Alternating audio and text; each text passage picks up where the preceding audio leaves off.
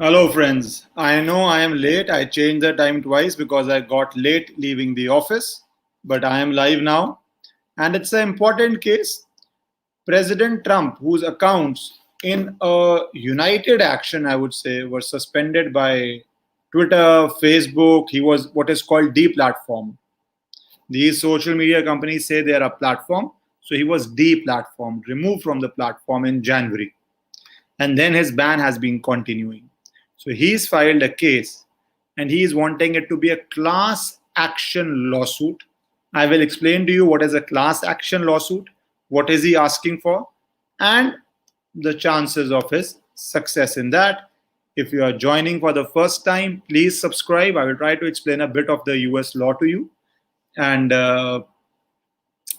it is also playing out in India, as you know, the Twitter issues. So, what he's done is he has sued it and said that it should be a class action lawsuit. What is class action in US is that I represent a class of people, a whole group of users, and this becomes the lead case.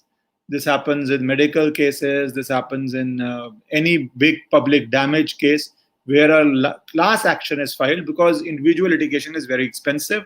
It gets clubbed, and then whatever the damages comes, it's divided among people. That's a traditional class action lawsuit.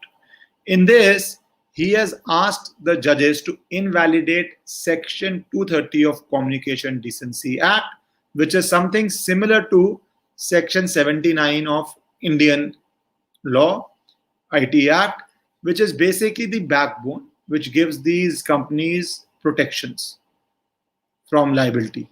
That is why in India, once they don't have this liability, you're having these criminal cases being filed, you're having these civil cases being filed because they don't have protection. And that's what the Indian government is telling the courts. So he is saying that this 230 should not be there. Second, this happens in India. BCCI was a private body. A writ petition was filed, and the Supreme Court said BCCI discharges quasi-public function, and writs were held maintainable against BCCI, the cricket body in India. He is trying to do the same in US because traditionally, this sort of a case, he is asking his First Amendment right to speech, does not really lie against a private company, it's against a state.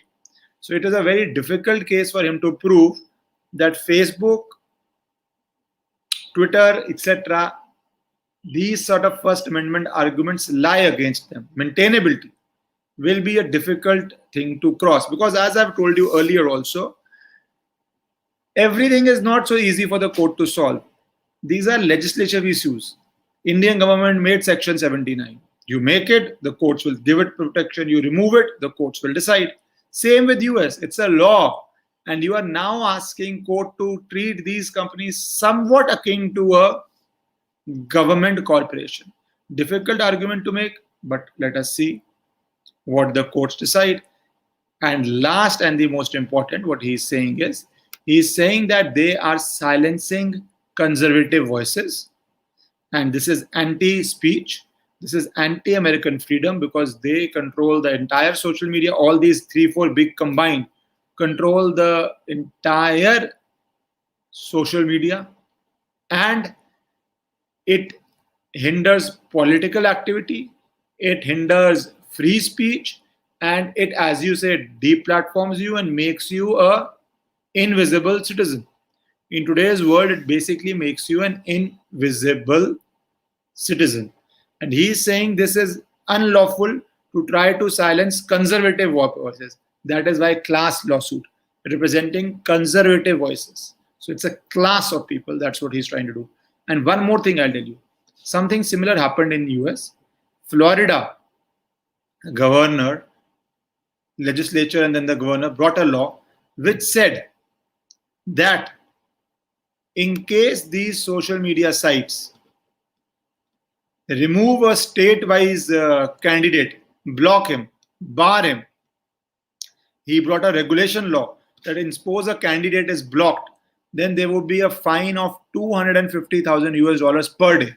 And if a small regional locality candidate is blocked by these social media giants, a fine of $25,000. But the court gave a stay order on that.